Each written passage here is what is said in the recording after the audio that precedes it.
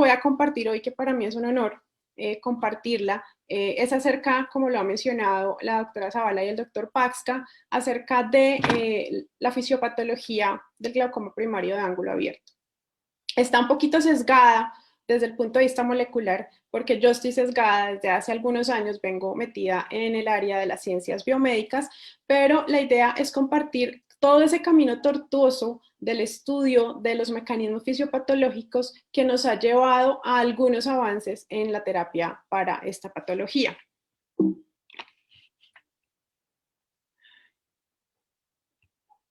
¿Por qué glaucoma primario de ángulo abierto?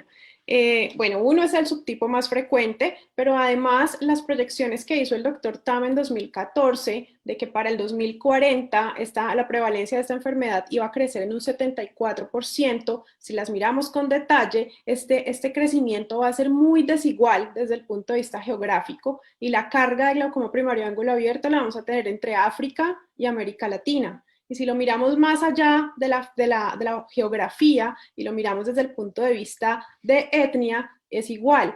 Durante la mayoría de los rangos de edad, pues la mayor prevalencia está en la raza negra, pero si vemos después de los 75 años, la prevalencia en el grupo de hispano o latino se dispara y por encima de los 80 años somos quienes lideramos la prevalencia de esta enfermedad entre todas las etnias del mundo. Entonces, definitivamente vamos a tener una carga de esta enfermedad que va a crecer en la medida que aumente la expectativa de vida.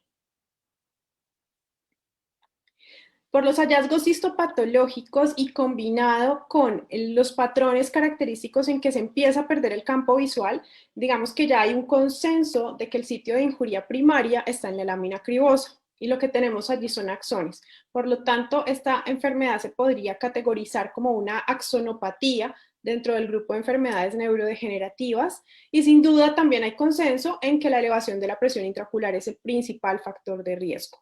Y afortunadamente, podemos disminuir la presión intraocular y esta terapéutica sirve y mucho para detener o enlentecer la progresión de la enfermedad.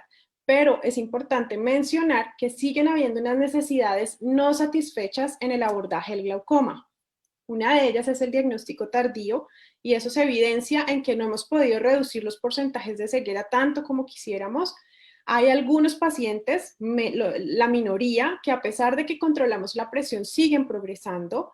Y tercero, que todavía no comprendemos muy bien la cascada de mecanismos fisiopatológicos. Y lo resalto no solo porque es el tema de esta conferencia, sino porque solo en la medida que podamos comprender esos mecanismos fisiológicos es que vamos a poder desarrollar nuevas estrategias diagnósticas. Si yo puedo saber qué es lo que está ocurriendo tempranamente, pues voy a poder saber qué buscar para hacer un diagnóstico más temprano. Y también solo en la medida en que comprendamos esta fisiopatología, voy a poder tener nuevos targets para desarrollar nuevos fármacos. Entonces, esa es la importancia de lo que vamos a tratar el día de hoy. Clásicamente se ha descrito el impacto que tiene el aumento de la presión en la fisiopatología del glaucoma desde dos teorías clásicas que se complementan entre sí, que son la mecánica o directa, que plantea que un aumento en la presión intraocular ocasiona una compresión directa de los axones allá a su paso a través de la lámina cribosa y esto interrumpe el transporte axonal tanto de mitocondrias como de factores neurotróficos y esto, digamos, lleva a la lesión del axón. Y la teoría vascular que habla de un mecanismo indirecto en que el aumento de la presión lo que comprime son los capilares que irrigan ese nervio óptico y esto me va a desencadenar unas cascadas como la cascada de estrés oxidativo, la cascada inflamatoria y la excitotoxicidad que van a terminar también lesionando el axón. Dentro de esas teorías clásicas la excitotoxicidad también ha sido bastante descrita. Recordemos que esta se refiere a la muerte de las neuronas por un exceso en estimulación de los receptores de glutamato, que es nuestro principal neurotransmisor excitatorio. Bajo condiciones normales, hay una dupla que es como la dupla perfecta, que es la célula ganglionar de la retina, que es esta que vemos aquí, y la célula de Müller.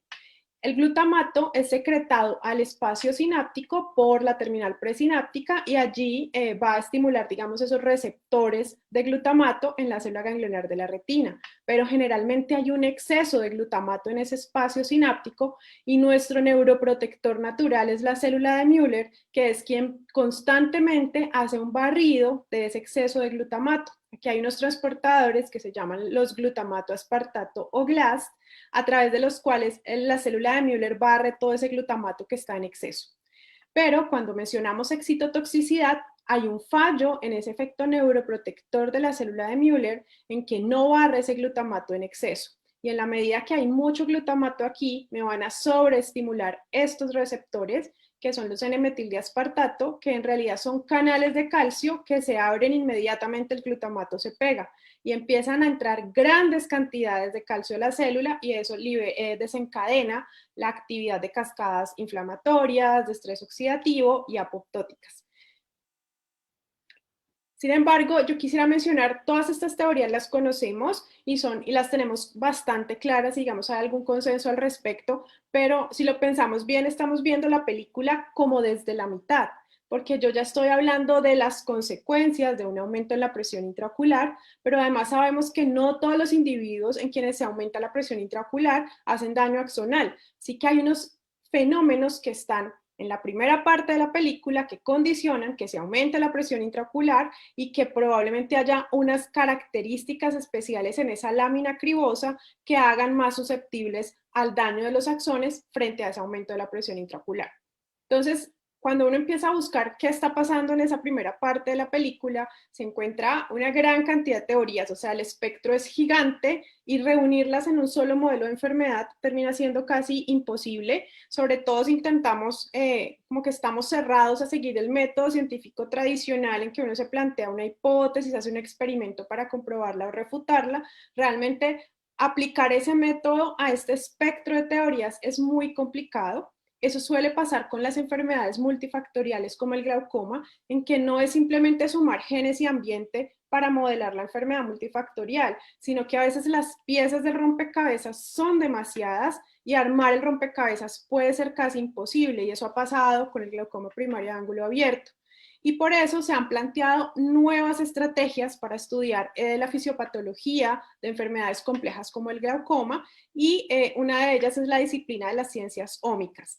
Estas ciencias, ¿en qué se basan? En la recolección de datos a gran escala, o sea, voy a recolectar muchísimos datos, generalmente recolecto datos en personas enfermas, es decir, en casos, y en individuos sanos, es decir, en controles. Ya les menciono qué tipo de datos se pueden recolectar, pero yo hago una recolección de muchos datos y luego hago un análisis bioinformático, básicamente buscando las diferencias entre los pacientes y los individuos sanos. Este tipo de estudios me permiten, digamos, hacer una aproximación a los mecanismos sin sesgo, sin hipótesis previa, pero no son estudios confirmatorios, pero me permiten generar unas hipótesis más estructuradas que después ya voy a validar con otro tipo de experimentos. Entonces, ¿qué datos podemos recoger desde las ciencias ómicas? Lo más frecuente es DNA, que es la genómica. También podemos recolectar datos de RNA, que es lo que se conoce como transcriptómica. También podemos recolectar datos de proteínas, que es la proteómica, y por ejemplo podemos determinar todos los metabolitos que están presentes en un momento dado en el humor acuoso, y ahí estaríamos hablando de metabolómica.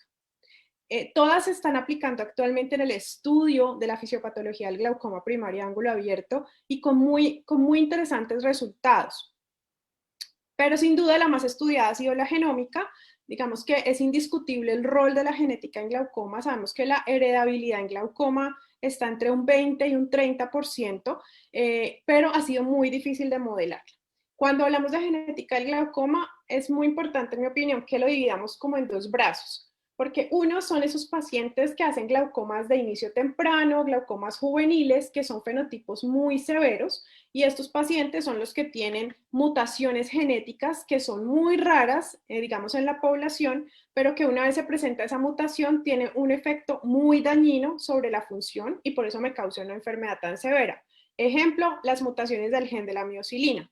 Pero estos son los menos casos, o sea, son los menos frecuentes. Lo que nos vamos a encontrar en la vida diaria son con los glaucomas de inicio en la edad adulta, en los cuales el fenotipo es mucho menos severo y no hay una única variante que la explique, sino que van a haber muchas variantes genéticas que son, uno, muy frecuentes en la población, y dos, si yo tomo cada una de esas variantes, el efecto dañino que tiene es muy poquito por ella misma para causar una enfermedad, y lo que pasa es que estas variantes se agregan y se combinan con los factores deleterios del medio ambiente y allí es que se me presenta la enfermedad.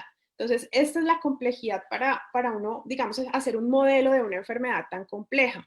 Y para ello se han diseñado estos estudios que son los GWAS o estudios de asociación de genoma completo, que hoy en día se están haciendo para todas las enfermedades complejas, cáncer, diabetes, todas las patologías cardiovasculares, y han orientado muchísimo la investigación biomédica. ¿En qué consisten? Yo tomo miles de casos que tienen la enfermedad y muchos más miles de controles sanos. Y a todos ellos les secuencio el genoma completo. Esto es Big Data, o sea, la cantidad de datos es impresionante. Y lo que empiezan a hacer a través de análisis bioinformáticos es a buscar las variantes genéticas que tienen los individuos enfermos y no tienen los individuos sanos. La cantidad de variantes que puede arrojar un estudio de estos es de millones. Entonces, no nos vamos al detalle de mirar variante por variante, sino que lo que se empieza a buscar es en qué genes hay muchas variantes genéticas en las personas enfermas. Y entonces lo que buscamos es identificar genes asociados a la enfermedad. Y aún más que genes, lo que hacemos es tomar esos genes de riesgo y ver los productos de esos genes, es decir, las proteínas, en qué vías biológicas participan. Y así es que empezamos a pensar en qué mecanismos de enfermedad están ocurriendo en ese tipo de patología. Como estas variantes son frecuentes, para yo poder demostrar asociación, necesito muestras muy grandes, o sea, nunca son de menos de miles de pacientes, y es importante, si en algún momento revisan este tipo de estudios, que aquí la significancia estadística cambia. La asociación estadística se da cuando la P está por debajo de 10 a la menos 8, lo cual hay que tenerlo en cuenta cuando se leen estos estudios. Entonces, la única forma de hacer este tipo de estudios es trabajo en equipo, y los europeos lo han sabido hacer muy bien.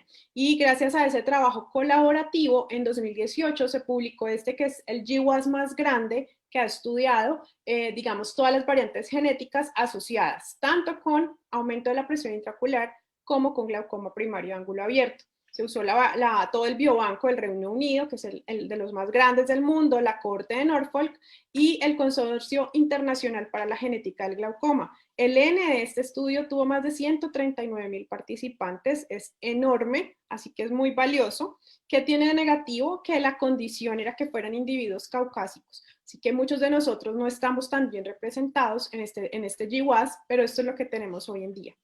Y estos autores hacen un análisis muy interesante porque ellos toman todos esos genes que identificaron, que ya son más de 100, antes teníamos los mismos 10, ahora ya tenemos más de 100, y esos genes los ubican a través de las vías biológicas en las que participan en 4 mecanismos de enfermedad, que son matriz extracelular, estrés oxidativo, metabolismo de lípidos y angiogénesis. Y esos son los que vamos como a desglosar durante la presentación inicial. Voy a empezar con porque esta vía de la angiogénesis, que es la vía de la angiopoyetina 1 y el receptor tirosinquinasa, no se tenía como en el scope del glaucoma de inicio en el adulto. Se mencionaba en glaucoma congénito, pero nunca se había asociado a glaucoma del adulto. Esta vía es muy estudiada en el mundo vascular porque la vía angiopoyetina receptor TIE2 es esencial para la formación de vasos sanguíneos, para la formación de vasos linfáticos, e incluso para la neovascularización anormal, como puede ocurrir en la retina o en un tumor metastásico. Lo que sabemos es que nuestro canal de SLEM, recordemos que tiene características tanto morfológicas como funcionales, como moleculares de un vaso linfático. Y lo que ya se había comprobado previo a estos estudios es que esta vía, angiopoyetina y receptor TIE2, es esencial para que el canal de SLEM se forme durante el periodo embrionario. Mutaciones en cualquiera de estas dos moléculas se manifiestan como glaucoma congénito, pero nunca se había asociado al glaucoma primario del adulto. Debido a los hallazgos en este GWAS y en unos anteriores, se empezó a interrogar si la vía angiopoyetina TIE2 no solamente era importante para la formación embrionaria del canal de Slen, sino si también era importante durante la etapa adulta para mantener la integridad y la funcionalidad de ese canal de Slen. Y esto se ha comprobado en estudios en biomodelos, en que, por ejemplo, tenemos un ratón ya adulto viejito con un canal de Slen que aún es funcional y con la vía angiopoyetina y su receptor funcionando normal y hay flujo normal de humor acuoso. Y si se le quita la señalización de angiopoyetina 1, lo que se observa es que ese canal empieza a colapsar, se fibrosa y se disminuye el flujo de humor acuoso a través de él. Entonces ahí nos demostró la importancia de que esta vía esté funcionante para que se mantenga la integridad del canal. Y lo bonito de estos experimentos es que cuando ellos restauran nuevamente la señalización de la angiopoyetina 1, el canal vuelve y se rejuvenece, vuelve a ser funcional y mejora nuevamente el flujo de humor acuoso. Entonces digamos que esta es de las target más recientes, pero se perfila muy interesante porque un individuo en que esté presente este tipo de variantes genéticas, pues se va a beneficiar mucho de una terapia dirigida. Existen, por ejemplo, proteínas recombinantes de angiopoyetina 1 disponibles para otras enfermedades, entonces no se vería tan lejana la posibilidad de que sea una alternativa terapéutica. Pero de todos los mecanismos es como el más joven en ser identificado y apenas pues están iniciando los ensayos al respecto. El otro mecanismo que describieron en el GWAS de glaucoma fue estrés oxidativo y disfunción mitocondrial. Esto no es nuevo para nosotros, lo venimos escuchando hace mucho tiempo como responsable de la muerte de las células ganglionares, pero hay que hacer mucho énfasis en este como iniciador de la cascada de eventos patogénicos. Es muy importante recordar que ver es muy costoso desde el punto de vista energético. La fototransducción es costosísima en términos de ATP y luego el transporte axonal también, porque el axón de las células ganglionares es muy largo con respecto a su soma y se requieren muchísimas mitocondrias para que haya transporte a través de ese axón, y especialmente en las fibras o en los axones que están en la región prelaminar y laminar, porque al ser no mielinizados, ellos requieren mucho más ATP para generar el transporte, por ejemplo, de factores neurotróficos. Entonces allí normalmente debe haber una concentración muy elevada de mitocondrias, y si esto falla en que no llegan las mitocondrias porque el transporte está fallando o las mitocondrias que hay empiezan a ser disfuncionales,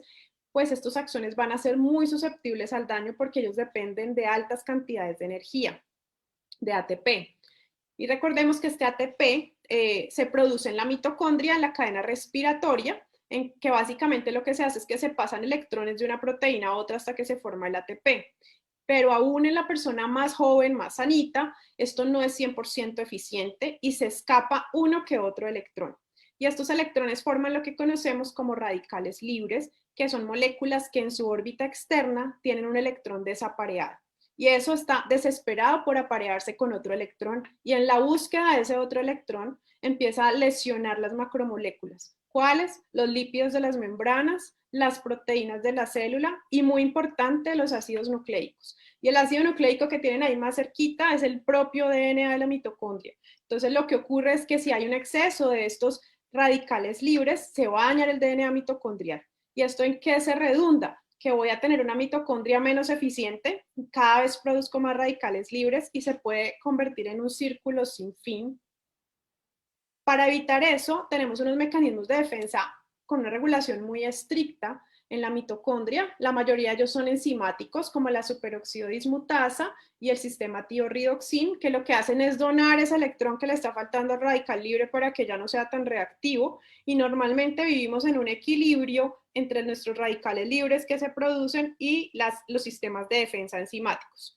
Pero si por genética tenemos menos sistemas de defensa, o por la edad en que normalmente vamos perdiendo estas enzimas de defensa, sea un desequilibrio a favor de los radicales libres, pues voy a tener disfunción mitocondrial, se desencadenan cascadas de inflamación y se da la apoptosis de las células ganglionares.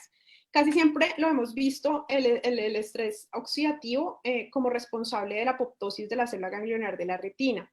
En el GWAS fue muy interesante que también las mutaciones en estas enzimas se asociaban a hipertensión ocular sin glaucoma. O sea que también están implicados en ese fenómeno inicial y no solo en un fenómeno tardío ya de apoptosis. Y aquí es importante recordar que quienes nos regulan la presión intraocular son las células de la malla trabecular. Y ellas viven en un ambiente supremamente hostil porque están expuestas a gran presión mecánica, a una hipoxia relativa y además, como mecanismo de defensa para la retina, casi toda la luz ultravioleta dañina es absorbida por el segmento anterior. Entonces, el humor acuoso está expuesto a una gran cantidad de radicales libres y allí tenemos, digamos, mecanismos de defensa bastante eficientes, pero es muy fácil que se rompa el equilibrio si yo genéticamente no tengo suficientes enzimas o si por la edad las estoy perdiendo y que se genere un estrés oxidativo en el humor acuoso que me va a afectar esas células de la malla trabecular directamente. Y si las células de la malla trabecular se me mueren, la regulación de la presión intraocular se altera y se genera la hipertensión.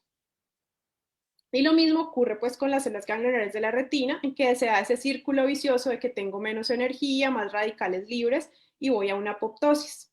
Entonces el estrés oxidativo nos puede desencadenar muchas consecuencias funestas para las células, pero quiero hacer énfasis en dos consecuencias. Uno, que se activa una cascada inflamatoria cuando se presenta ese desequilibrio y se da estrés oxidativo. Y lo segundo es que hay dos células que me van a empezar a fallar. Las células de la malla trabecular, como ya les he mencionado, y las células de la lámina acribosa, de las cuales vamos a hablar más adelante. Entonces, cascada inflamatoria, también hemos hablado mucho de ella, pero vamos a puntualizar en qué estamos hoy. Entonces, lo que se ha visto es que este estrés oxidativo, si se da por un tiempo prolongado y en exceso, se empieza a generar una cascada inflamatoria, en que básicamente las células liberan muchas citoquinas proinflamatorias y al estar embebidas en esa piscina de citoquinas inflamatorias, las células empiezan a cambiar. Y, por ejemplo, en las células de Müller, ellas dejan de expresar el transportador de glutamato y pierden su función neuroprotectora. Y aquí es donde se presenta la excitotoxicidad. Los astrocitos sobreactivados empiezan a cambiar de forma y ellos son fundamentales para darle el soporte a los paquetes axonales en la lámina acribosa. Son ellos quienes secretan esa matriz extracelular que está en los poros de la lámina acribosa y si el astrocito está expuesto a citoquinas, empieza a generar una matriz extracelular muy fibrótica que me va a favorecer la deformación de los axones. Y en las células de la malla trabecular ocurre algo similar, en que se cambia, digamos, el tipo de matriz extracelular que se sintetiza a una más fibrótica, pero además, normalmente las células de la malla trabecular tienen filamentos contráctiles, pero cuando están expuestas a citoquinas inflamatorias, ellas empiezan a expresar muchos más filamentos contráctiles, son como un miofibroblasto de una herida que se quiere cerrar, que está ahí contrayéndose todo el tiempo y esto me aumenta la resistencia al drenaje de humor acuoso en la malla trabecular. Todas en conjunto, cuando están expuestas a citoquinas, empiezan un fenómeno intracelular, que es una vía que se llama el factor nuclear kappa beta, que es un factor de transcripción, y lo que hace es que él va al núcleo de la célula y le dice, por favor, secréteme muchas más citoquinas inflamatorias. De ellas, tal vez la más deleteria es la interleuquina 1, al principio, digamos, del fenómeno, porque ella induce más factor nuclear kappa beta para que se transcriban más interleuquina 1, factor de necrosis tumoral alfa y uno de nuestros grandes villanos, que es el factor transformante de crecimiento beta. También va a estimular la expresión de caspasas para que se den fenómenos apoptóticos. Entonces, miren las consecuencias de la inflamación. Me está cambiando el fenotipo de las células y yo estoy cambiando el fenotipo de las células de Müller y entonces estoy teniendo excitotoxicidad y estoy cambiando el fenotipo de los astrocitos y de las células de la malla trabecular y esto me cambia la matriz extracelular tanto en el segmento anterior, en la malla trabecular, como en el segmento posterior a nivel de la lámina acribosa. Y entonces aquí viene la otra vía que nos describieron los autores del GWAS, que fue matriz extracelular. Y uno de los mensajes que quiero dejar hoy es que cuando pensemos en matriz extracelular, no pensemos en el espacio lleno de gelatina que hay entre una célula y otra, sino que esto es una estructura biológicamente muy activa, que hay una gran cantidad de proteínas que están entrelazadas y que son indispensables para que las células funcionen bien y se defiendan de las agresiones del medio externo. Y esto es muy importante para la regulación de la presión intraocular. Recordemos que la presión intraocular depende de qué tanta resistencia hay al drenaje de humor acuoso en la región yuxtacanalicular y en la pared interna del canal de Slem. ¿Y cómo se regula esa resistencia? Pues lo primero que necesitamos es un sistema de detección de cómo está la presión. Porque si la presión está elevada, yo necesito detectar esa elevación de la presión intraocular para que la célula me responda disminuyendo la resistencia y así bajar la presión intraocular. ¿Y quiénes son los responsables de detectar esos cambios de presión?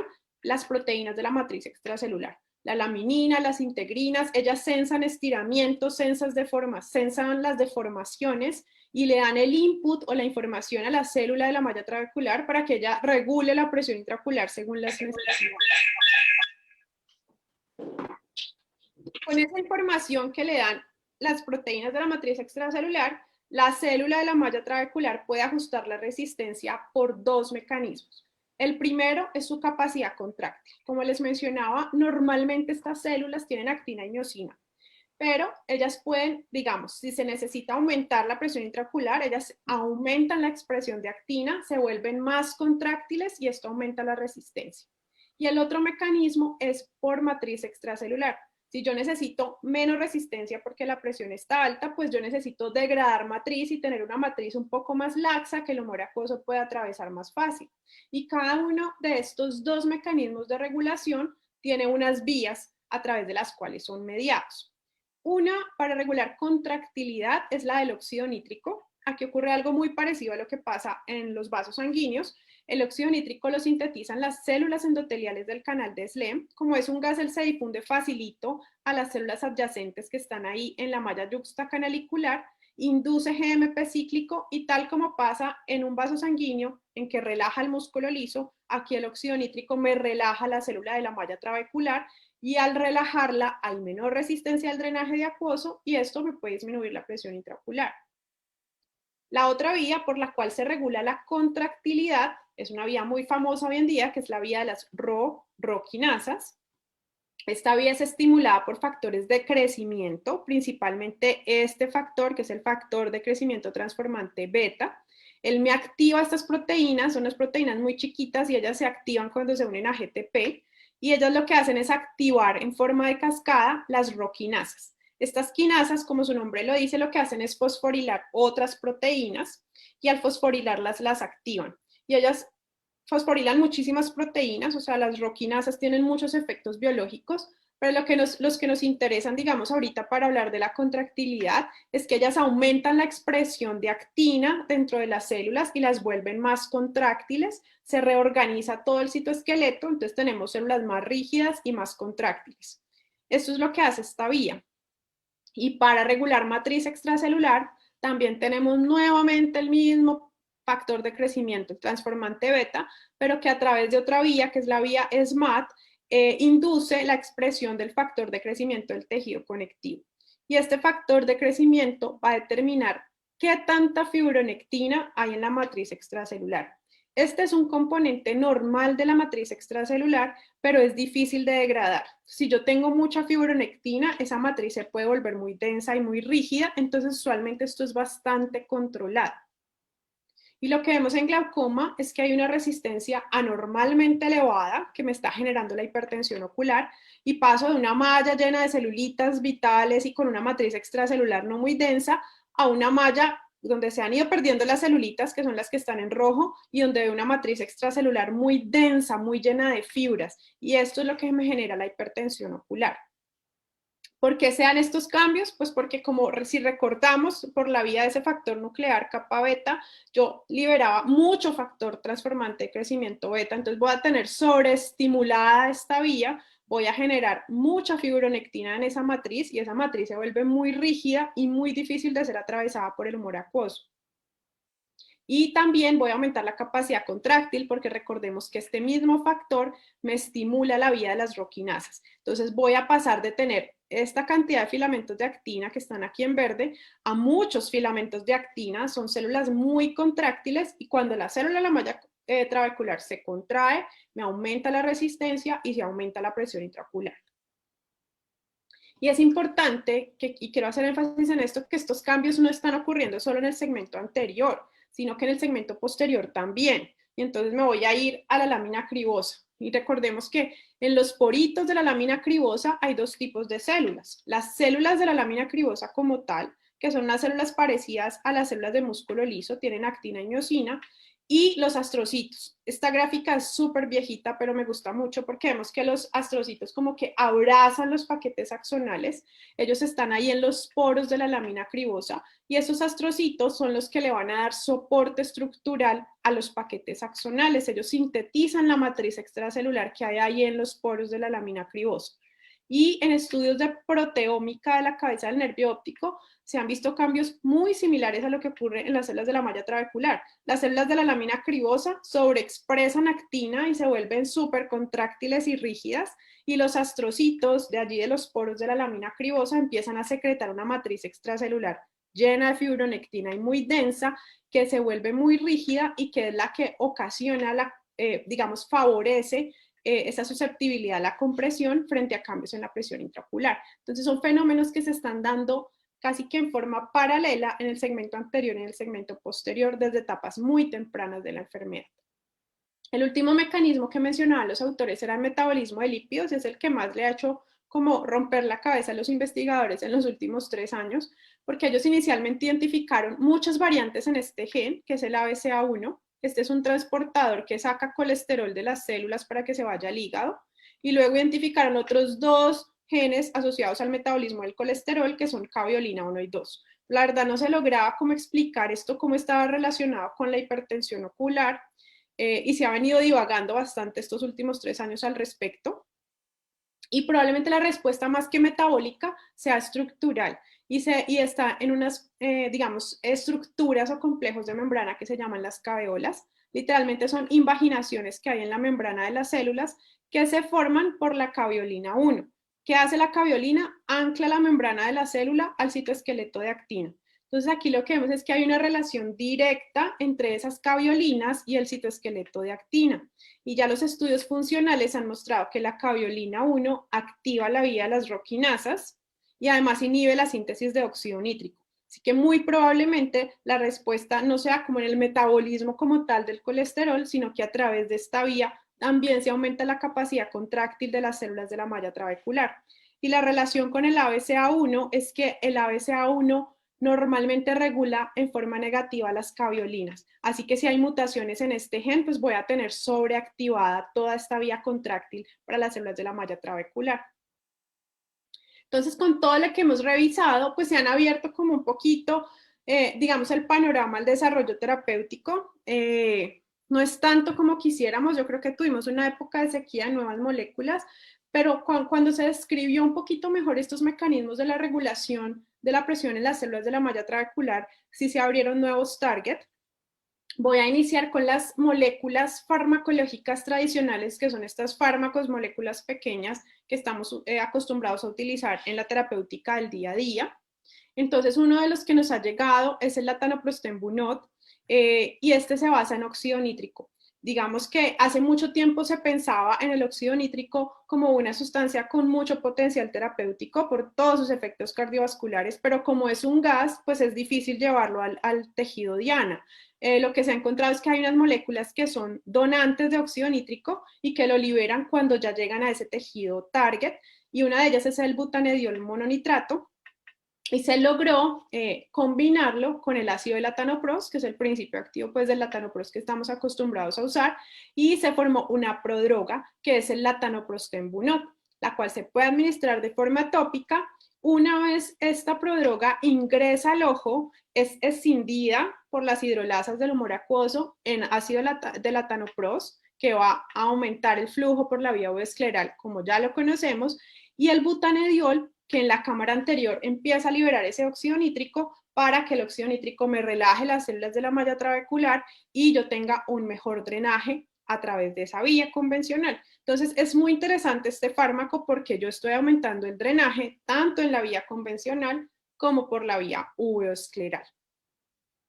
Se desarrolló inicialmente, los estudios iniciales fueron en Japón, que mostraron resultados como más espectaculares, y además fueron comparativos con latanoprost, demostrando superioridad del latanoprosten Bunot con respecto a latanoprost. Los estudios en Estados Unidos, que son estos de acá, digamos, mostraron una reducción menor de la presión intraocular, y el comparativo pues por FDA es timolol, pero igual fue superior a timolol.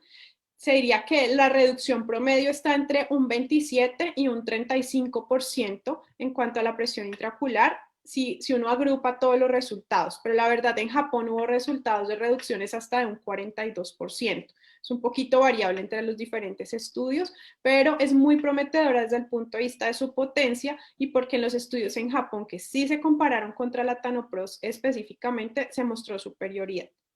El otro hallazgo interesante, que de pronto no ha sido tan explorado todavía, es que en Japón hay varios estudios en personas con glaucoma de presión normal y se ha observado que en presiones basales bajitas, o sea, por debajo de 21 milímetros de mercurio, el latanoprostén Bunod puede reducir la presión intraocular hasta en un 26.3%, que eso no se ha logrado, digamos, con otros fármacos en este subgrupo de pacientes con presiones basales normales. Entonces, es una alternativa terapéutica cuando nos enfrentamos a pacientes con glaucoma de presión normal.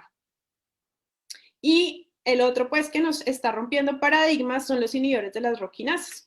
Estos directamente inhiben estas quinasas, las dos isoformas, la 1 y la 2, y obviamente se me bloquea toda la fosforilación y activación de estas proteínas que van a estimular la expresión de actina. Entonces, aquí vemos en verdecito los filamentos de actina y cómo se reducen cuando yo inhibo las ROS quinasas. ¿Esto qué va a hacer? Que las células de la malla trabecular estén más relajadas, el humor acuoso fluya más fácil por la malla trabecular y que se me reduzca la presión intraocular. Tenemos el ripazudil que está, digamos, en el mundo, en el oriente, y al mundo occidental por FDA está aprobado es el netarsudil. A mi país no ha llegado y no está tan cerca de que llegue, así que les soy muy teórica, no tengo experiencia clínica desafortunadamente todavía con roquinasa, espero que pronto si ustedes ya lo tienen me puedan compartir. El netarsudil como monoterapia tiene una característica y es que no es tan potente. Aquí están los estudios que llevaron a su aprobación por FDA como en conjunto, en que el comparador es timolol, y si bien en la mayoría de los rangos de presión intraocular vemos que disminuye la presión unos 4 milímetros de mercurio y es superior a timolol, no lo es en todos los rangos. En los individuos que ya tienen presiones muy elevadas, 27 o más, el netarsudil es inferior a timolol.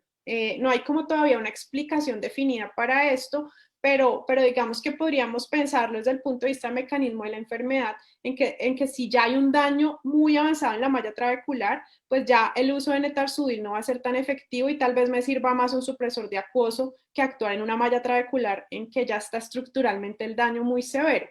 Pero pues digamos que es una hipótesis. Como él no tiene tanta potencia hipotensora, muy rápidamente se desarrolló la combinación fija con la tanopros, que ya también está aprobada por la FDA y ha mostrado resultados muy buenos porque, por ejemplo, esa meta que nos ponemos de bajar el 30% de la presión, aquí vemos que en verde oscuro la logran el 62% de los pacientes con la combinación de netarsudil y la tanopros en comparación al 33% de los que tienen solo la tanopros. Así que digamos que la combinación fija se muestra como una alternativa muy interesante para nuestros pacientes. ¿Qué hay en tratamientos que no dependan de la presión intraocular? Complejo.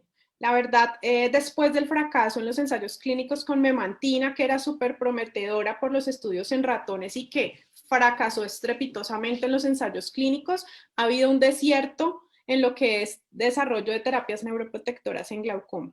Y ahí tenemos unas limitaciones muy importantes. Una que persiste a pesar de que se ha intentado trabajar y es los biomodelos, porque es que aplastarle el nervio óptico a un ratón no necesariamente replica la fisiopatología de un glaucoma en un adulto.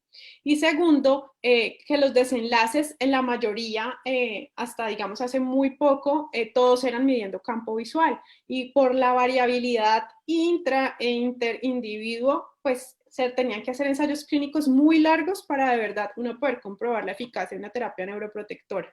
Entonces, lo que ha pasado es que a la industria esto ya le parece como una inversión de muy alto riesgo y no hay mucho interés en desarrollar neuroprotección en glaucoma después de esto que pasó con memantina. ¿Qué es lo más cercano a la realidad que tenemos? Pues los mismos roquinasas. Resulta que este estudio en inhibidores de las roquinasas no empezó en glaucoma, se viene estudiando para hipertensión arterial y para enfermedades neurodegenerativas hace más tiempo que para glaucoma. ¿Por qué? Sobre todo cuando hay una injuria en el sistema nervioso central, lo que se ha observado es que la expresión del citoesqueleto y de la actina, limita la habilidad del axón para regenerarse, limita la capacidad para que la neurona vuelva a desarrollar neuritas, y entonces se ha planteado que incluso tenemos unos inhibidores endógenos de esta vía de las roquinasa para bloquear esto y favorecer que los axones se vuelvan a regenerar y que las neuronas vuelvan a tener más neuritas. Esto se ha estudiado para enfermedades neurodegenerativas y ahorita, pues pensando en el glaucoma, esto se plantea como una opción también que tenga un efecto no solo, digamos, hipotensor que ya conocemos, sino que pueda también favorecer la supervivencia o la regeneración axonal de las células ganglionares. No hay estudios clínicos en neuroprotección con roquinasas, pero ya hay estudios preclínicos en estos modelos, pues, que son los que disponemos, que son los de aplastamiento de nervio óptico, pero que me parece muy interesante. Uno, que con aplicación tópica, la que tenemos comercial, se evidenció que en las células ganglionares se disminuía la fosforilación de estas proteínas, y eso ya es una ganancia, porque normalmente lo que administramos de un fármaco tópico no llega nada al segmento posterior. Y si se logró algún efecto sobre estas proteínas en las células ganglionares, ya es ganancia. Y en este modelo de aplastamiento de nervio óptico, si vemos aquí en placebo, comparado con el que recibió el inhibidor de roquinasa, vemos que hay más punticos verdes que son células ganglionares de la retina. Entonces, lo que plantean es que mejora la supervivencia frente a esta injuria cuando están expuestos al inhibidor de la roquinasa. Pero faltan pues los estudios clínicos. Yo no me voy a meter allá, pero incluso hoy en día los corneólogos también están fascinados con los inhibidores de roquinasa por posible regeneración del endotelio corneal, así que estos medicamentos se plantean como esos medicamentos muy útiles porque tienen muchos beneficios y eso podría ser muy útil en esta enfermedad tan compleja como lo es el glaucoma. Estuve buscando mucho en clinical trials que tenemos en neuroprotección, la verdad hay muy poquito. Hay un grupo de la Universidad de Milán que es el doctor Rossetti, que es muy reconocido y él viene trabajando hace un tiempo con una molécula que es la citicolina. Esta es una molécula que se produce normalmente endógena y favorece la síntesis de lípidos de membrana, favorece la liberación de factores neurotróficos, mejora el transporte axonal y ellos han estado trabajando bastante. Hace un año publicaron un ensayo clínico grandecito en que ellos incluyeron más de 100 pacientes con glaucoma, a los que además de su terapia hipotensora normal, le administraron a un grupo citicolina en gotas y a otro grupo placebo, lo siguieron durante 3 años, no fue, digamos, despreciable el tiempo de seguimiento, y tuvieron como desenlaces medir progresión del campo visual 24-2 y 10-2 y el espesor de capa de fibras nerviosas. Esto es complicado, estos endpoints, por lo que les mencionamos de la variabilidad de los campos visuales, ellos en eso solo lograron demostrar diferencias estadísticas en la reducción de la desviación media en el campo visual 10-2. Con 24-2 no hubo diferencias con placebo y con espesor de capa de fibras, aunque vemos que se perdió menos en el grupo de citicolina que en el grupo de placebo, no alcanzó significancia estadística. Pero en el grupo en el endpoint del 10-2, sí se observó que se perdió 0.41 de desviación media en comparación a menos 2.22 en el grupo de placebo. Creo que hay que hacerle seguimiento a todo esto que está haciendo el doctor Rossetti. Ahorita solo tiene registrado en Clinical Trials un estudio con citicolina, pero que es con calidad de vida y está en reclutamiento hasta septiembre. Pero pues ellos están trabajando bastante con esta molécula. En modulación inmune tampoco hay mucho, especialmente con fármacos tradicionales pequeños. Encontré este que es un modulador del factor de necrosis tumoral y al inhibir, digamos, su receptor, lo que hace es inhibir una cascada apoptótica. Se ha estudiado solamente en preclínicos, en biomodelos animales, en que se administra ya sea por vía sistémica o intravítreo y frente a una injuria al nervio óptico se observa que en los ratoncitos mejora la supervivencia neuronal, hay menos apoptosis de las células ganglionares al bloquear esa vía del factor de necrosis tumoral. Esto es lo que encontré con respecto a fármacos tradicionales. Ya con respecto a terapias un poquito más innovadoras, que son edición y silenciamiento de genes, a la otra vez que estuvimos compartiendo una sesión les hablé del CRISPR-Cas, que es una tijera molecular que utilizan las bacterias para defenderse de los virus, y nosotros nos había costado mucho trabajo hacer terapia génica porque no lográbamos hacer cortes precisos en el genoma. Y lo que encontró este profesor, que es un profesor español, Francis Mojica, es que las bacterias ya tenían eso hace millones de años para defenderse de los virus, y es una enzima que se llama Cas9, que puede hacer cortes muy precisos en el DNA cuando se une con un fragmento de RNA que la guía a donde tiene que ir a hacer el corte. Esto se trasladó, digamos, a una técnica de laboratorio, gracias principalmente al trabajo de estas dos investigadoras de la Universidad de Berkeley, que son Emmanuel Carpenter y Jennifer Doudna. Y yo les decía el año pasado que era triste que la patente se la llevó el Instituto Broad, pero en la vida todo se equilibra, y el año pasado les dieron el premio Nobel por esta técnica, y me siento muy feliz de que eso haya pasado. Entonces, básicamente lo que ya hacemos como en el laboratorio es que se genera un RNA chiquito que tiene una secuencia complementaria al DNA donde yo quiero hacer el corte, y esto lo acoplo a la tijera de las bacterias, que es la Cas9. Entonces, ya este complejo yo lo envío al tejido target y él se pega al DNA porque es complementario en ese punto específico, y la Cas me hace el corte exactamente donde yo lo necesito.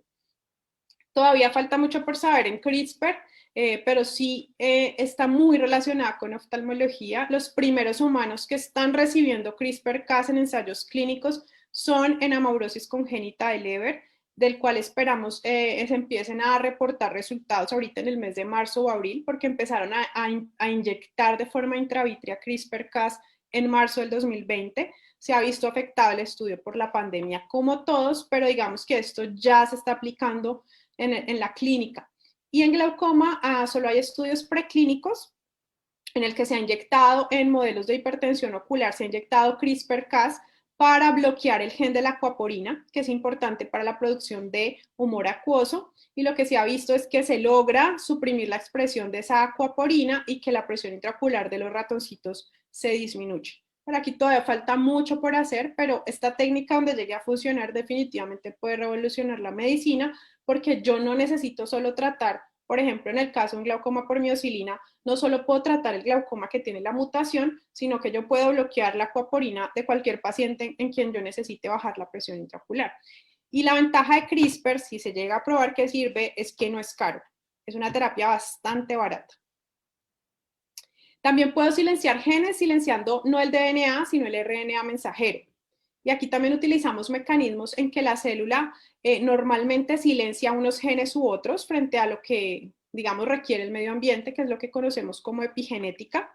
Y lo que se ha diseñado son unos RNAs de interferencia, en los cuales yo lo que hago es que diseño un RNA chiquito que es complementario al RNA mensajero que quiero cortar, lo acoplo a una enzima que una vez el RNA pequeñito se pega al RNA mensajero, hace el corte y lo degrada. Entonces ese RNA mensajero nunca logra traducirse a una proteína, y así yo puedo silenciar cosas que yo quiero que no se expresen. Ejemplo, el que han llamado el beta bloqueador del futuro, que es el Vamosirán, que lo que hace es un RNA de interferencia contra el receptor beta 2 adrenérgico. ¿Cuál es el reto con estos RNAs de interferencia? Que son muy lábiles frente a enzimas que están en el humor acuoso y en el vitro. Entonces, a veces lo que se inyecta versus lo que logra ser efectivo, pues la biodisponibilidad no es tan buena, y es algo en lo que se está trabajando mucho. El Vamosirán ya ha pasado fase 1, ha pasado fase 2, que es para encontrar la mejor dosis, y están, creo que en fase 2B. Sin embargo, debido al problema que les digo de la biodisponibilidad, en algunos subgrupos se ha evidenciado como inferior a timolol. Entonces, no sé si así solito va a resultar en un medicamento que tengamos disponible. También en neuroprotección hay un RNA de interferencia, que es el QPI 1007, que silencia el gen de la caspasa 2. Está diseñado para glaucoma y neuropatía óptica isquémica anterior, pero en este momento los ensayos clínicos van solo con neuropatía óptica isquémica, van en fase 2. Encontré que ellos ya terminaron reclutamiento hace unos meses, pero todavía no han publicado resultados, entonces también hay que estar como pendientes de estos hallazgos. Y en la búsqueda de que sean más estables, pues están haciendo, por ejemplo, RNAs de interferencia como envuelto en múltiples capas de ácido hialurónico. Estos son como nanopartículas, Y este es un experimento que se ha hecho con un RNA de interferencia antifactor de crecimiento del tejido conectivo, que si recuerdan es el que me llena la matriz de fibronectina. Este se ha inyectado intracameral en biomodelos y se ha observado que la célula de la malla trabecular alcanza a captar este RNA de interferencia y que definitivamente expresan mucho menos este factor de crecimiento. Entonces también es una alternativa interesante y que podría mejorar también los resultados del Vamosirán si se recubre con esta triple envoltura. Entonces hay alternativas muy prometedoras en el futuro. Esto es lento, muy lento. No sé si vamos a estar vivos y ejerciendo glaucoma cuando tengamos estas terapias más, digamos, más de ciencia ficción, pero yo creo que sí van andando y algunas andan mucho más rápido de lo que uno espera. Miren que entre la charla anterior y hoy encontré, bueno, ya se terminó el reclutamiento, ya casi van a salir los resultados, o sea que ellos van despacio, pero allí van. Yo creo que sí hemos avanzado en modelar mejor la enfermedad, en que no hayan 1000 teorías separadas, sino que logremos crear como una secuencia de teorías. Es importante mantener ese trabajo que se viene desarrollando en conjunto desde las ciencias ómicas y los clínicos para que le demos contexto. Y creo que es muy importante que identifiquemos esos fenómenos críticos que se dan en etapas tempranas para que podamos generar biomarcadores y podamos hacer diagnóstico más temprano. Las imágenes están evolucionando muy bien, pero necesitamos establecer qué vamos a buscar, o biomarcadores moleculares de estrés oxidativo. Y lo otro que quisiera dejar como mensaje es, tengamos en mente, yo sé que no vamos a tener las moléculas presentes en el consultorio, pero sí tengamos en mente esa secuencia de eventos fisiopatológicos y podemos orientar así nuestro racional terapéutico. Si un paciente está iniciando la enfermedad, pues yo puedo hacer target en esa malla trabecular y me va a ir mucho mejor, pero tal vez en un paciente avanzado que ya hay mucho daño trabecular y que ya hubo apoptosis de todas estas células, pues se puede beneficiar más de una supresión de acoso. Entonces acordémonos de como toda esa cascada de eventos para que nos oriente ese racional terapéutico. Bueno, eso era todo lo que quería compartir esta noche con ustedes y de nuevo muchas gracias por la invitación y por oírme toda la carreta que yo aquí podía hablar hasta mañana.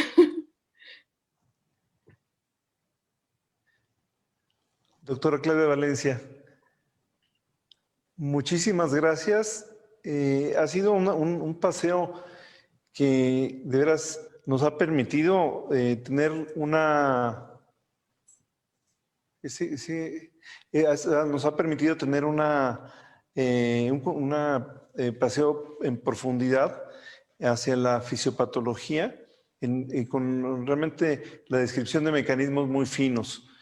Eso yo creo que se agradece mucho y creo que ha sido tan profundamente detallado que gracias a los beneficios de tenerlo en una plataforma que nos permite en demanda visitar y revisitar esta plataforma, pues podríamos nosotros estar seguros de que podremos sacarle más provecho. Yo creo que dicho esto y agradeciendo esa participación tan detallada, me gustaría que participáramos en la mesa redonda y quisiera justamente para complementar la profundidad con la que se ha revisado la fisiopatología, los aspectos más actualizados, más contemporáneos de la fisiopatología y su conexión con avenidas terapéuticas. Algunas de ellas, como se mencionó al final, ya se encuentran disponibles, algunas de ellas inclusive en México o en Latinoamérica. Sí me gustaría a los miembros de la mesa redonda decirles, doctora Mónica González, doctor Ricardo Chávez Gutiérrez y doctor Jorge Topete, en términos de el inicio de tratamiento médico, es decir, tratamiento farmacológico, ¿cuáles serían digamos, los criterios para tratar a una persona que tuviese hipertensión ocular? ¿Sí? Cualquiera de ustedes puede tomar la palabra. ¿Sí? Recordemos que tratamos a personas no solamente que tienen glaucoma, en eso no tenemos duda que hay que dar tratamiento, y tal vez un desafío sería tratar al hipertenso ocular. ¿Cuáles serían las características clínicas o paraclínicas para tomar esa decisión? Bueno, yo voy a tomar la palabra, perdón, a los demás miembros de la mesa.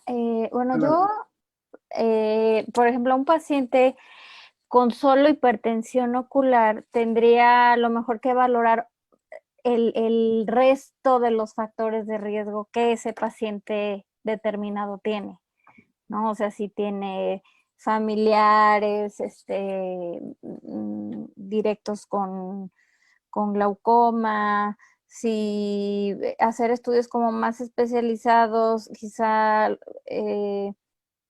alguna curva horaria, para poder yo saber si realmente este paciente necesita tratamiento, ¿no? Pero vería el entorno del paciente, sus factores de riesgo. Perfecto, gracias Mónica. Les pediría que las respuestas las hiciéramos muy concisas, dado que tenemos 10 minutos para hacer la mesa redonda. En este caso, ¿cuál sería para ustedes el criterio digamos, el punto de inflexión para tomar una decisión de tratamiento farmacológico? ¿Y cómo lo harían en la hipertensión pulmonar? Es decir, ¿hay una cifra de presión que ustedes considerarían como fundamental o crítica para tomar la decisión de tratamiento? Y más allá de, perfectamente encuadrado por Mónica, si hay algún antecedente familiar directo de glaucoma, si existe la córnea delgada, si tienen ciertos hallazgos estructurales. ¿Cuál sería la cifra que pudiera, si es que existe ese criterio, ser un detonante de tratamiento farmacológico del paciente hipertenso? Muy probablemente el valor superior a los 25 milímetros de mercurio sería un factor importante a considerar para aquellos pacientes hipertensos oculares. No sé qué opinan al respecto. Sí, otra cifra. Gracias, Jorge. Ricardo, adelante, estamos todos en tiempo real. Sí, yo me voy por un valor un poquito más bajo, que es 23 milímetros de mercurio, pero sin duda creo que es muy importante lo que mencionó Mónica, ¿no? O sea, el contexto del paciente, cada paciente es individual y hay pacientes que les ponemos medicamento y no bajan, ¿no? Hay pacientes que tienen 28 milímetros de mercurio y no logramos bajar la presión intraocular.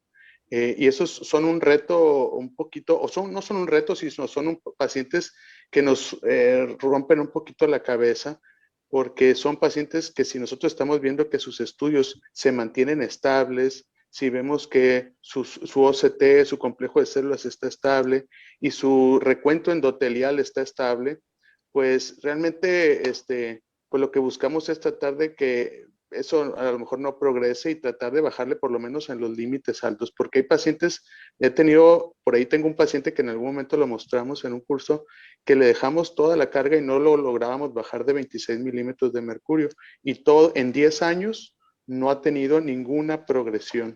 Entonces es un caso muy interesante que afortunadamente su recuento endotelial se ha mantenido bien y todo lo demás está normal. Entonces, pero sí yo definitivamente le doy un valor de 23, ya lo empiezo a considerar, ¿no? Obviamente, dependiendo de todo el contexto del paciente, obviamente, ¿no? Sí, yo también estoy sobre los 23 milímetros de mercurio, evaluando todo el demás contexto, ¿no? Pero en general, 23 milímetros de mercurio ya me parece que es un paciente que necesita terapia. María Luisa, Claudia, ¿qué opinan de este enfoque de toma de decisión basado en niveles de presión intraocular? Si quieres, María Luisa y luego Claudia, por favor. Pues evidentemente los pacientes con glaucoma hay que andar al pendiente del todo, ¿no? De la estructura, de cómo están los campos visuales, la tomografía, de la paquimetría, de la evolución. Sin embargo, con el solo hecho de tener el principal factor de riesgo, que es la presión intraocular elevado, si no es que tiene glaucoma en este momento, sí tiene mucho más riesgo de presentar la enfermedad. Entonces, sí es algo importante platicar con el paciente qué haría cada quien en su caso, pero que sabiendo que tiene mayor riesgo de presentar glaucoma, riesgo-beneficio de empezar terapia hipotensora. Si es que en este momento no tiene daño, en un futuro puede tenerlo. Entonces sí es muy importante tenerlo a consideración. Gracias, María Luisa. Claudia, ¿cuál sería tu opinión al respecto? Yo sé que eres una científica, pero también eres glaucomatóloga con bastante experiencia, por favor. Bueno, yo creo que con respecto a una cifra única, yo la verdad sí me iría un poquito más arriba. Yo creo que estaría en 25, 26 milímetros de mercurio para decidir que teniendo solo ese factor lo trato. Y lo pensaría porque definitivamente un paciente que ya esté en ese valor de presión tiene un daño estructural muy importante y probablemente yo no lo voy a reversar. Pero los pacientes que están más abajo, dependiendo sí de todos los factores que ustedes han mencionado, de la edad, de los otros factores de riesgo, y ahí yo le adicionaría unos que no nos aportó el OHTS y que son, por ejemplo, las comorbilidades. Un paciente que es hipertenso, que tiene resistencia a la insulina, que está obeso, ese paciente está en un estrés oxidativo crónico y te aseguro que tiene mucha menor probabilidad de supervivencia neuronal. Entonces ahí me podría bajar de ese valor de presión intraocular. Pero la verdad, por debajo de 25 yo sí evalúo otros factores antes de decidir terapia. Muy bien, bueno, pues justamente esta opinión de la mesa redonda, de nuestra profesora invitada y también de los miembros de la mesa redonda, es justamente lo que se observa en el mundo real. Y ustedes pudieron observar que nadie dice 19 o 20 o 21. Generalmente, y así es como se ha representado en los expertos de glaucoma, algunos dicen, oye, si tiene 23 o más, que sean desde luego valores reales, que no sean valores sobreestimados en relación al grosor de la córnea o algún otro componente corneal, dígase radiocurvatura o esteresis corneal. Pero muchos dicen, oye, 25 más sería desde luego el punto de inflexión para tomar la decisión de tratamiento, y creo que hay un acuerdo generalizado de que alguien que tenga 30 o más pues tiene que ser tratado, ¿no? Estamos hablando de los pacientes que tienen hipertensión ocular y justamente para mitigar un poco este debate que a veces pues obviamente tiene que ser personalizado, como ya lo dijeron los expertos en la mesa, se han desarrollado algunas calculadoras digitales que toman en cuenta diferentes factores de riesgo y por ello se distingue entre los hipertensos oculares, aquellos que tienen bajo riesgo, riesgo intermedio y riesgo alto, ¿no? Entendiendo que todos los de riesgo alto deben de ser tratados o debe proponerse tratamiento, a los de riesgo intermedio, eso dependiendo, como justamente se decía hace un momento, dependiendo de la opinión que tenga el paciente acerca del temor de tener efectos colaterales por tratamiento o bien por el temor de tener los cambios de convertirse de hipertenso a glaucomatoso. Bueno, dicho esto, brevemente pasaremos a otra pregunta para redondear esta participación, que sería, bueno, una vez que hemos decidido ofrecer tratamiento médico a personas que tienen hipertensión ocular de alto riesgo o personas que tienen glaucoma, se entiende que en cualquier nivel de presión intraocular debe ofrecerse, ¿cuáles serían las premisas de tratamiento? Sí, dígame por favor las 3 perlas de premisas de tratamiento. Y si quieres empezamos ahora al revés. Sí, Claudia, hacemos ahorita Claudia, María Luisa, Ricardo, Jorge y Mónica. Si alguna perla ya se repite, pues se pasa por alto. Si hay algo más que añadir, adelante. Bueno, gracias, doctor Paxca. Yo creo que cuando voy a decidir el fármaco y teniendo estas nuevas alternativas, dependiendo del valor de la presión y del estadio de la enfermedad. Yo pienso que la enfermedad no está tan avanzada, me iría por los fármacos que favorecen flujo a través de malla trabecular. Y si está más avanzada y tiene presiones demasiado elevadas, yo me iría por supresores de acoso o por una técnica quirúrgica. En el caso, la otra perla que yo diría es que hoy en día definitivamente los preservantes para una terapia crónica deben ser evitados en lo posible. Además de por lo que vimos en el simposio anterior, recordemos que los pacientes con preservantes hacen una inflamación crónica y tienen muchas proteínas en la lágrima y eso hace que el fármaco libre que entra al ojo sea mucho menor y empezamos a perder eficacia. Entonces yo creería que terapia libre de preservantes y vigilar todo el tiempo la superficie y si hay enfermedad de superficie hay que tratarla para no perder eficacia. Perfecto, gracias Claudia, muy bien. María Luisa, por favor, una, 2 perlas y pasamos adelante. Sí, claro, gracias. Pues al menos yo de inicio trato de empezar con los que más bajan la presión intraocular, que serían los de primera línea, y digo, como perla o algo en particular, que los análogos de prostaglandina son los que reducen los picos de hipertensión nocturno, y estos son importantes porque pueden lastimar el nervio óptico y la capa de fibras nerviosas. Entonces es uno de los beneficios que tienen estos medicamentos contra otros hipotensores de los que vamos a hablar. Adelante Ricardo, después Jorge y Mónica. Sí, yo estoy de acuerdo. Yo también trato de iniciar terapias con prostaglandinas. En general nosotros acostumbramos a hacer curvas de presión intraocular, ¿verdad? Y sobre eso también nos podemos orientar a qué tratamiento vamos a enfocarnos en cada paciente, ¿no? Y tratamos también efectivamente de utilizar medicamentos libres de conservador Ahorita, afortunadamente, estamos empezando a utilizar lo que es el Bisulta, pero bueno, ahorita me imagino que vamos a hablar un poquito de eso, pero esa es mi forma de tratar, ¿no? Yo trato de empezar primero con prostaglandinas. Estupendo, Ricardo. Jorge, por favor. Gracias. Yo, bueno, recordar que generalmente los pacientes con glaucoma tienen 3 o 4 enfermedades, como ya bien se dijo, y están manejando alrededor de 4 o 5 medicamentos. Por ello es importante que se pueda emplear una gota que sea eficaz en la reducción y mantenimiento de la presión intraocular. Y a mí me gusta iniciar con análogo de prostaglandina, principalmente biomatoprost. Listo, muy bien. Gracias, Jorge. Mónica, por favor. Gracias. Sí, bueno, yo también me guío por los lineamientos que ya están bien establecidos.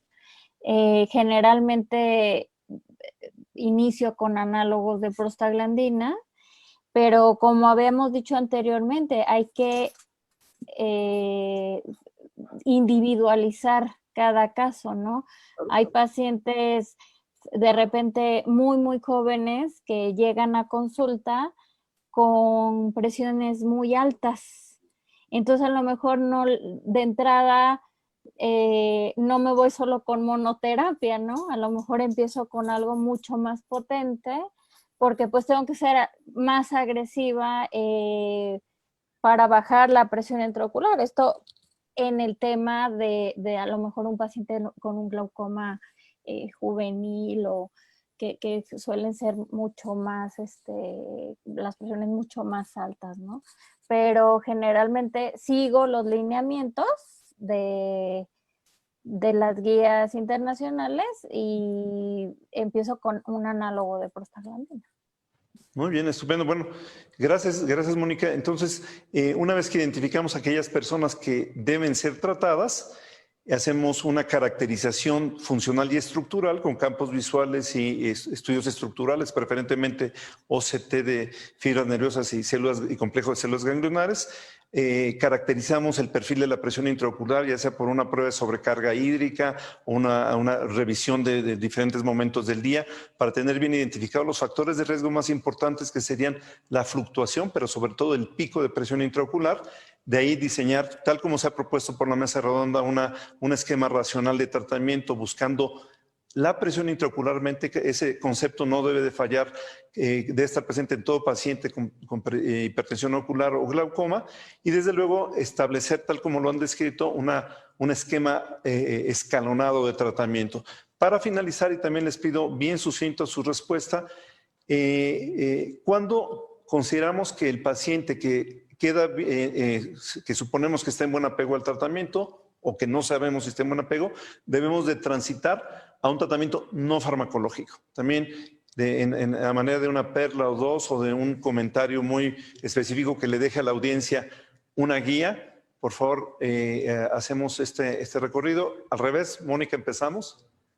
Bueno, si yo veo o si ya establecí a mi paciente con sus presiones meta, y a pesar de eso yo sigo viendo progresión en los estudios, agrego medicamento, a lo mejor reestructuro o vuelvo a restablecer mis presiones meta, pero sigo viendo que este paciente progresa en los estudios, yo me iría por tratamiento quirúrgico. Muy bien, ahora, entonces ahí está perfecto. Me parece que la perla está ahí. Progresión a pesar de un escalamiento de tratamiento y un aparente buen control. En ese sentido, María Elisa, ¿qué discernimiento hacemos de aquel que tiene progresión a pesar de un apego a buen tratamiento y aparente buen control? Ahí, ¿cómo nos tratamos de dar cuenta de cuál sería la causa? Bueno, que tenga progresión a pesar de que tenga un buen tratamiento. Un buen apego y que tenga aparentemente un buen control de la presión. Bueno, ahí habríamos que checar que no tenga picos de presión intraocular. Para eso sirven las famosísimas curvas horarias. Entonces puede ser las curvas nocturnas, que son un tanto complejas de realizar por el horario, la curva de sobrecarga hídrica o la curva diurna. Entonces, para identificar si hay algún pico ahí de presión intraocular, si no, pues detectar que no haya datos de isquemia, por ejemplo, aquellos que tienen Raynaud o que tienen algún proceso con migraña o vasoespástico que pudiera de alguna forma estar asociado.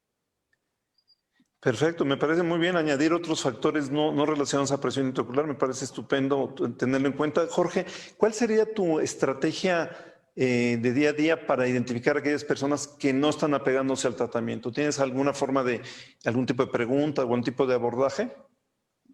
Sí, básicamente yo dejo en todos los pacientes usuarios de medicación para control de la presión intraocular un sustituto de lágrima. Si el paciente no es capaz de aplicarse sustituto de lágrima, menos va a tener un apego a la terapia medicamentosa. Y recordar también que no por el hecho de que se pueda tener un control de la presión intraocular adecuado, su presión meta y la aplicación de la terapia farmacológica, tendríamos que olvidarnos de otros factores como es la medición de la presión arterial y haciendo curvas también de la medición de la presión arterial, porque esto puede condicionar a un agravamiento de la lesión al nervio óptico. Muchas veces lo obviamos, así como también lo obviamos medición de niveles de colesterol. Recordar que el tratamiento y manejo del paciente con glaucoma es multidisciplinario. No podemos dejarlo únicamente a nosotros. Muy bien, quisiera, Ricardo, que me platicaras, en tu opinión, el paciente que está con terapia médica, ya está con terapia médica antiglaucomatosa, ¿cuáles serían tus criterios para proponer SLT o algún tratamiento alternativo basado en láser que sea dirigido a la malla trabecular?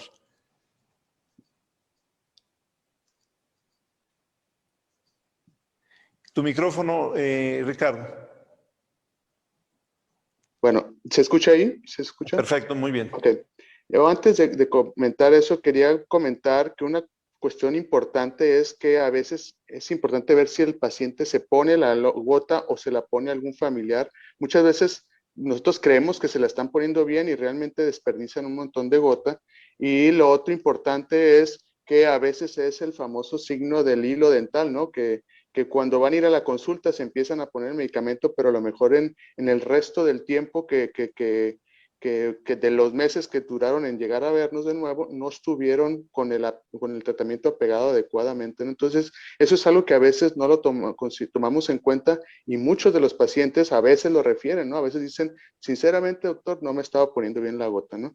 Pero eso es algo que no lo tomamos muy en cuenta. Y es ahí donde creo que vale la pena también considerar el SLT, perdón, como mencionaba, que nos ofrece esa, pues un poquito más de seguridad, ¿no? De que por lo menos si le está funcionando adecuadamente, podemos tener ese control y evitar esos picos hipertensivos.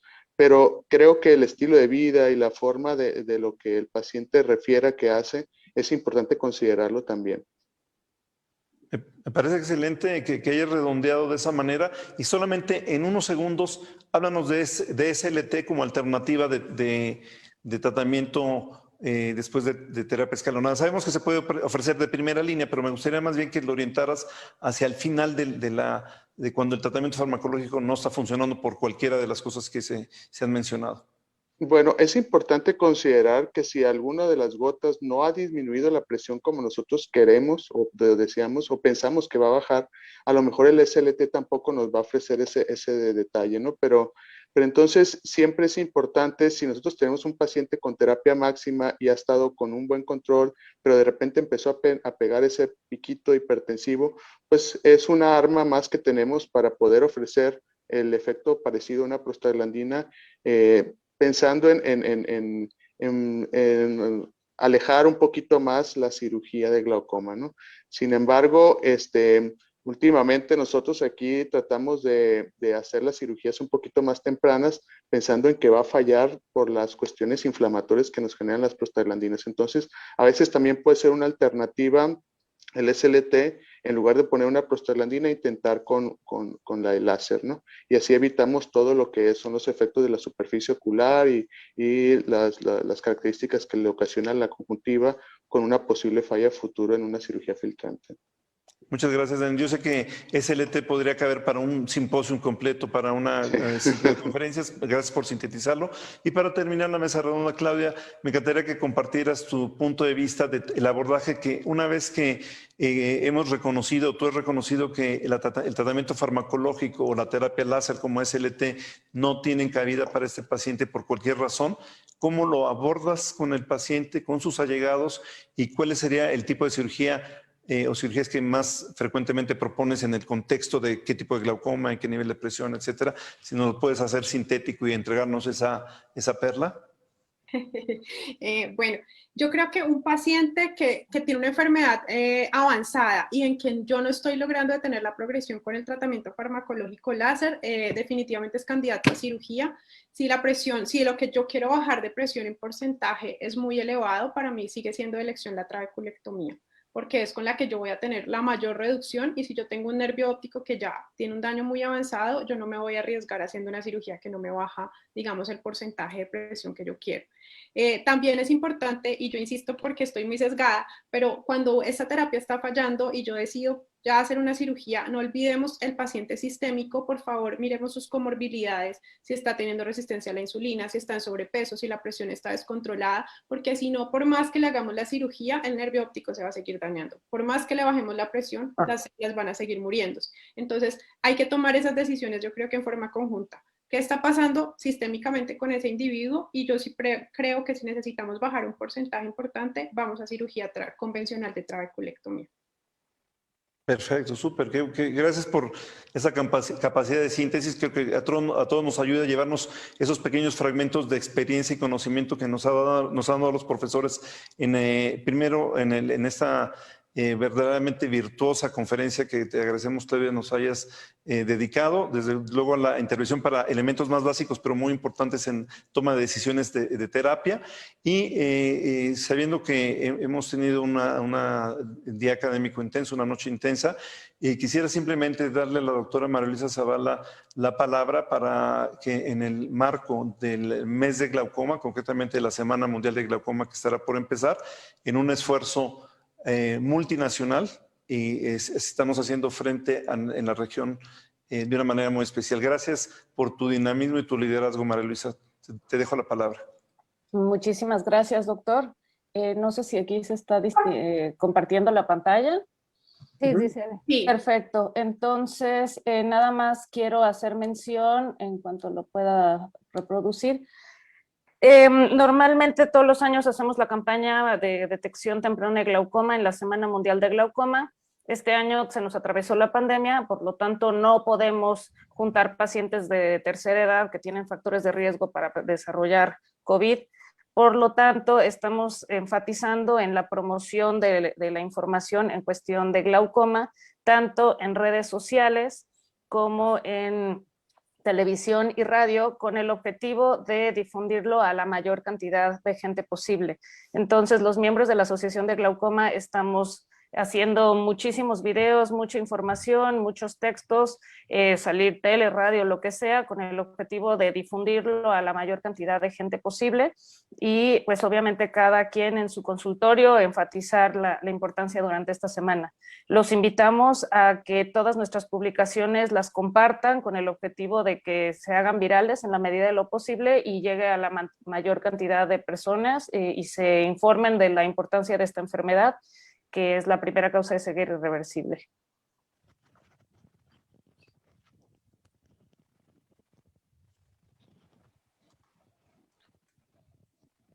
Bueno, pues vamos a robarles 5 minutos de su tiempo, compañeros, para hacer el fin de la sesión con asuntos varios. Si tienen asuntos varios, se pueden mandar a través del chat, a través de mensaje, los tratamos la siguiente sesión.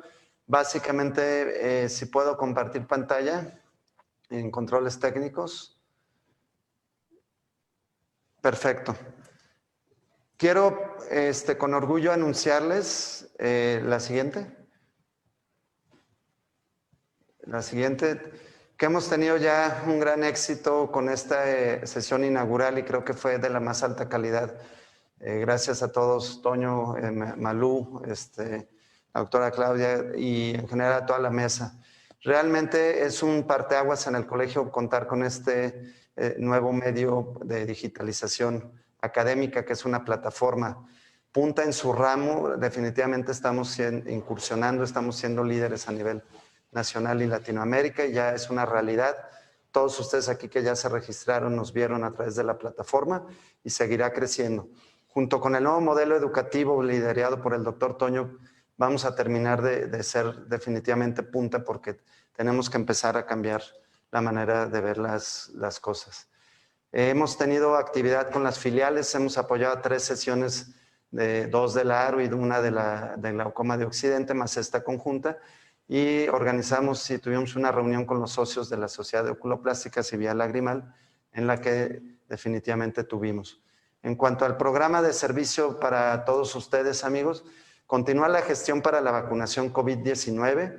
Estamos muy pendientes en lista de espera y muy posiblemente en posición privilegiada para recibir todos aquellos que no estamos en instituciones a través de una lista directa en Secretaría de Salud Jalisco, pero también a través de la Asociación Médica de Jalisco. Y sin embargo, como todos ustedes saben, el proceso de la campaña nacional de vacunación COVID se cortó, ya que se había dicho que todos los médicos íbamos a ser vacunados en la etapa inicial 2 y ya se brincaron todo esto y están vacunando en los municipios pues adultos mayores. Sin entrar en política, ya que no es nuestro colegio para eso, tenemos que decir que sí estamos alzando la voz ante esta situación para regular esto. Sin embargo, no hemos tenido respuesta oficial, pero continúa la gestión. Cuanto a administración, se hizo ya la entrega oficial de bienes e inventario. Tuvimos una mesa de trabajo con el Comité de Finanzas, ya que ya empezaron a fluir los recursos a nivel del colegio. Todo esto se entregarán reportes cuatrimestrales y se hizo la entrega oficial de las llaves. Y ya se creó la Comisión Especial y Revisión de Modificación de Estatutos para implementar ciertas medidas de actualización que eran necesarias. La ya votada, que fue el cambio a 2 años para dar continuidad a los proyectos, así como el tema del